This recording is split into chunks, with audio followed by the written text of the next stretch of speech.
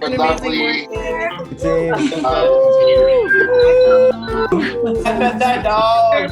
Yeah. You're forever, Toya. Making me cry.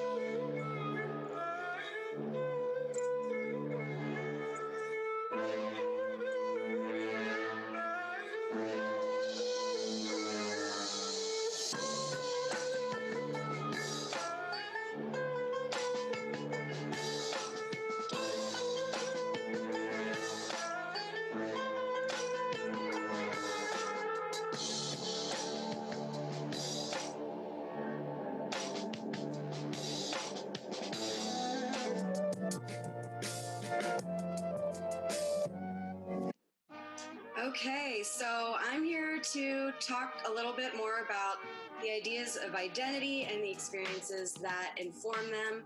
And what do we do with that? I'm going to break it into three parts. Personal identity, the things we decide about ourselves, the things that are our personal domain.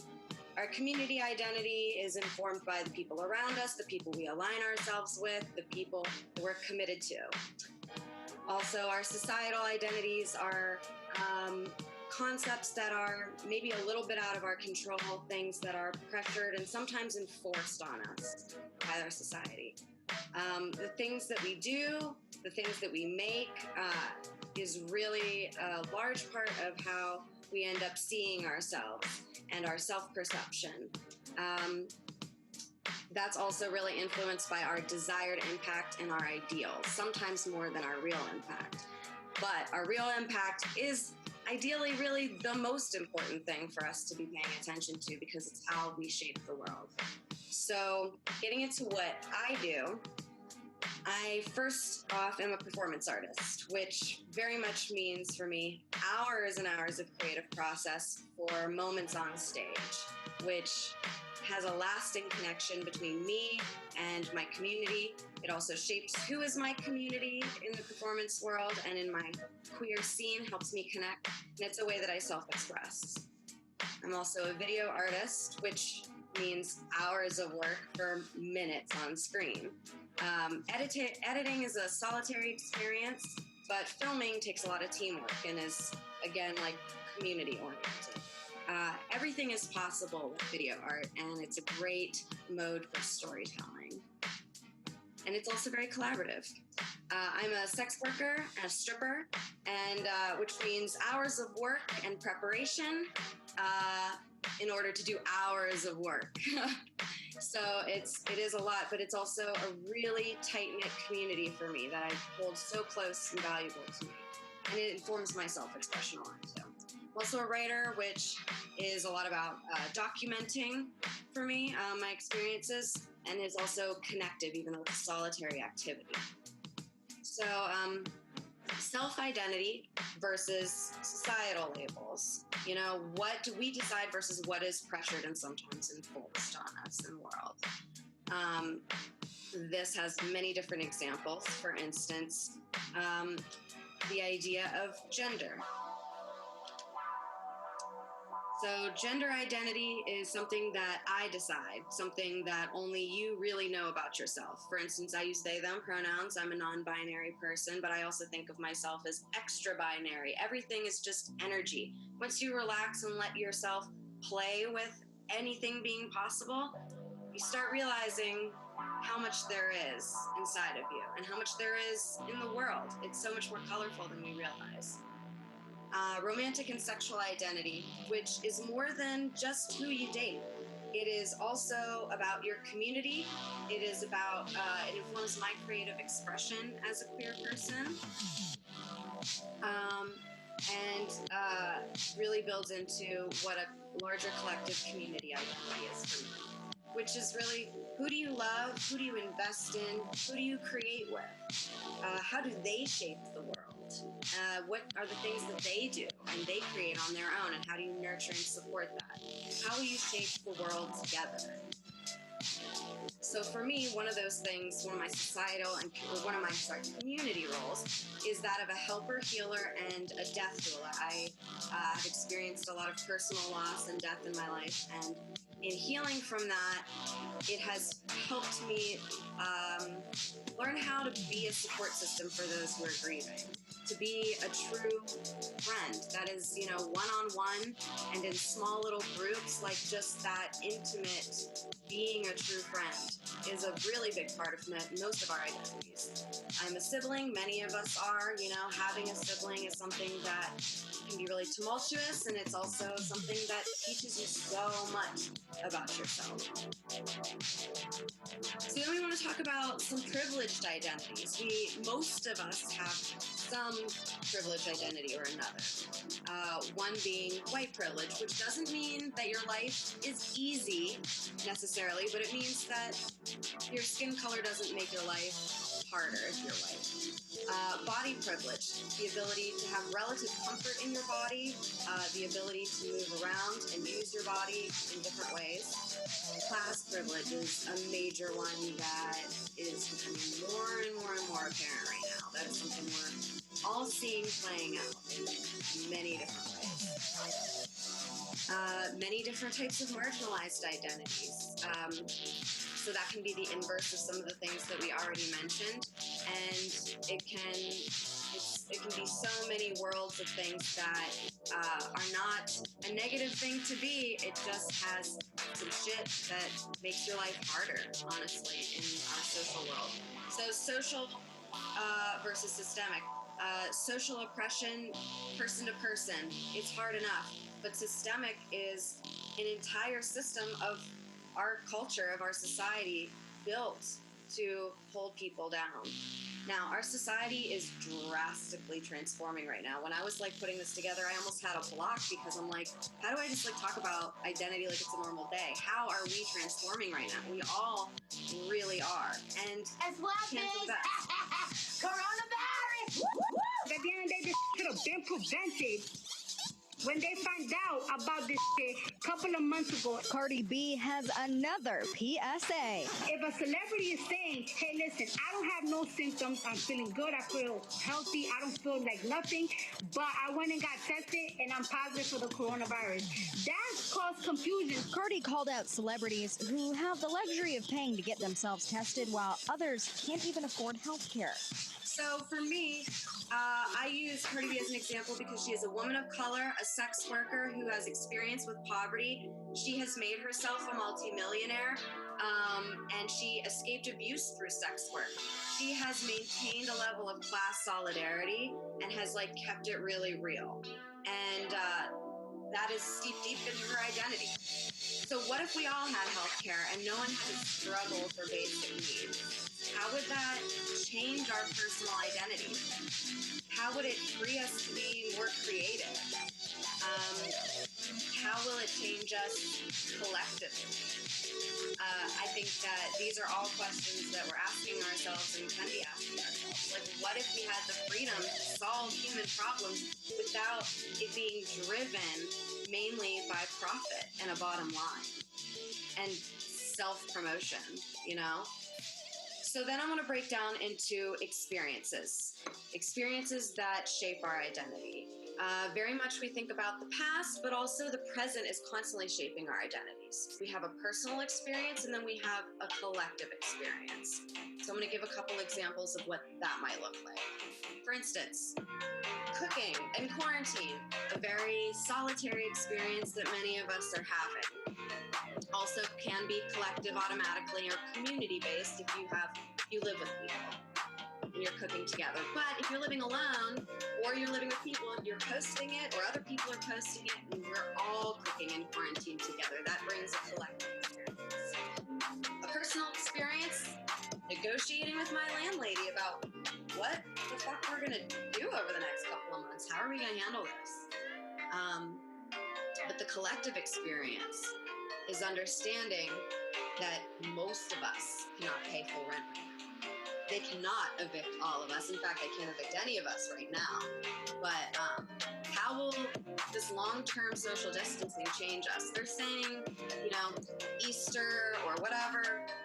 I think we're in for a little bit of a longer haul. We all need to be prepared for that at least. So what is that going to do to us over the course of a couple of months of maybe our whole lives looking really different? How can these realizations about, what we really have access to, like it would be really easy to give everybody a living amount of money instead of pumping it all into corporations and the stock market. We're all realizing certain things don't exist the way we thought they did. Limitations don't exist the way that we thought they did. So we have this amazing benefit in front of us right now about slowing down. Speaking of which, I don't usually speak for this long consistently, so slowing down is a really peaceful, helpful thing to remind all of ourselves. It gives us time to learn, to reflect, both in a personal level and on history, on things that have been leading up to this, the things that have created the situation we have right now, to unpack and deconstruct all of the different parts of our political system, our society, our interpersonal communities, and the way that we take care of each other. How do we repair and rebuild? Even just my friend having time to fix 8 of her costumes yesterday that needed repairs, Also, ironically, I'm finding a lot of us getting even more connected with each other. People that live far away from me, who normally we're all hustling all the time day to day. Now they've had time to call me, and we're reconnecting. We're also detoxing. We have, we're spending so much time thinking about what we're eating and putting in our bodies. We're having time for quality rest. We are known as some of the most overworked, human beings in history in many ways. Of course, that has, many, many different consequences. How do we choose the ways that this evolves our identity and therefore our impact on each other? How do we consciously decide what we're going to do with this moment in history? So I'm going to ask you to take a moment, if you have pen and paper or anything on your phone, jot down an example for yourself of your personal identity, a community identity, and a societal identity. Also, jot down an example of a personal experience and a collective experience. And while we do that, I'm going to transition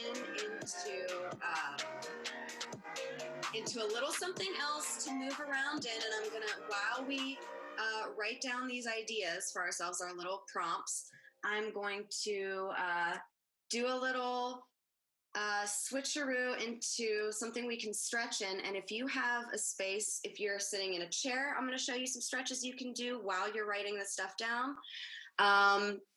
And I'm also going to, maybe if you want to sit on the floor, whatever space you have, if you're in bed, we're going to do a little bit of stretching while we come up with that. I was going to do something a little more performative, but another part of my societal identity / socioeconomic status, times as they are, is that I have long-term untreated endometriosis, which is giving me a slower body day today. So we're going to do stretches. I think a lot of us can do well with that. But first, I'm going to have to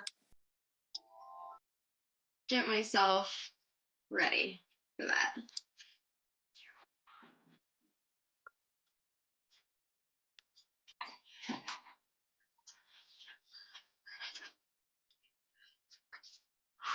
I'm so glad you guys joined me today, by the way.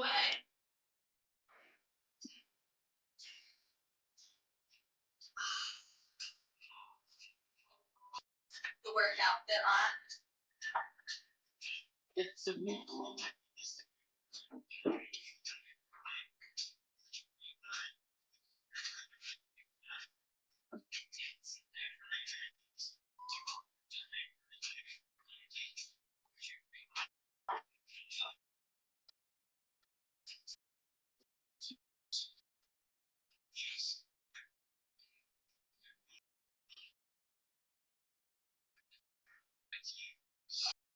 Let's make the most of this.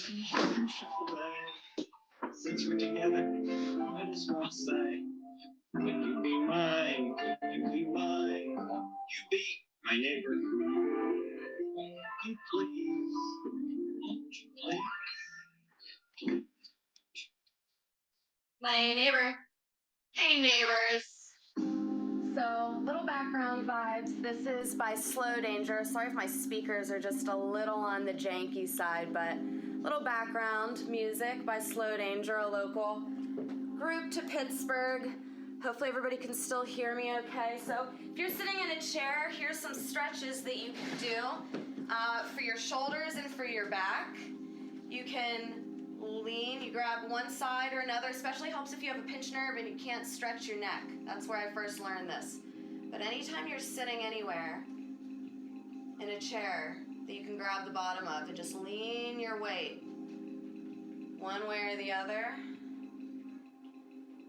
You can also grab different angles and lean forward and feel how it stretches in your chest and in your shoulders. Another one is you can cross a leg in front of you. This is actually a little bit inspired by pigeon pose in yoga, but a little less intense. But it stretches the back of your butte a little bit and then like the outer parts of your hips. There's a lot of stretches that we can do on chairs to get us mindful in our bodies and taking care of ourselves.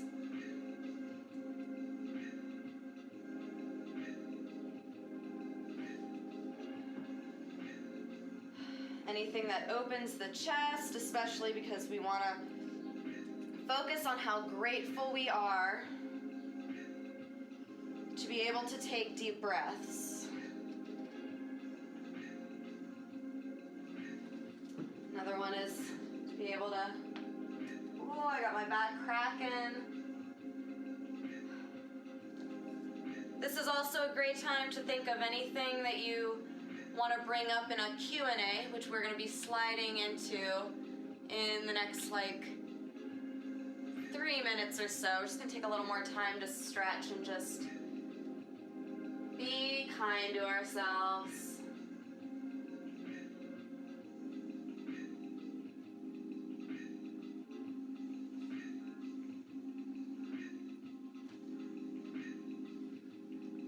I'm really excited for all the ways that we're taking care of each other and taking better care of ourselves and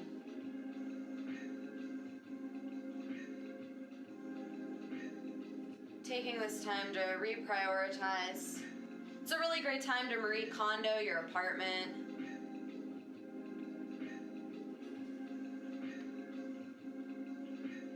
It's also a really great time to figure out what you can trade and swap with people, you know? I think certain people who have done certain kinds of festivals, you know, or have lived like hippie lives. I used to live in the Bay Area. I know a lot of people who do Burning Man, and the idea of doing things for trade rather than money, doing skill shares is like incredible, you know? Another great one for anybody who has back issues is to just hang. To just be able to bend forward at the waist and let yourself dangle a little bit. So that felt really good. I'm gonna just for fun, I am feeling good enough to, so I think that just for a moment, I feel like I must. We already listened to that. I'm going to give just like 3 good spins on the pole because we're here. You know, I feel like I should, right? So I'm gonna just give 1 or 2 little spins because we're here. And I'm so grateful that you guys came out with me. And I have this energy only because of having this great time to connect. And I'm very grateful to have this pole studio. It is the reason that I'm able to do so many of the things that I do. I do different types of pole classes in my home. As I knock my props over, which my wonderful friend Ed Pinto helped make for me. But in any case, without further ado, that's 1 or 2 little spins. Because I'd feel silly if I didn't. But with that, I am so excited that Yin's let me run this like weird experiment on the computer with you guys. That was really, really cool. And I'm excited to see what comes next with this whole new evolution of Creative Mornings. You're all babes. You're all rad. And I'm so glad that we are a community and hanging in there together and doing this damn thing.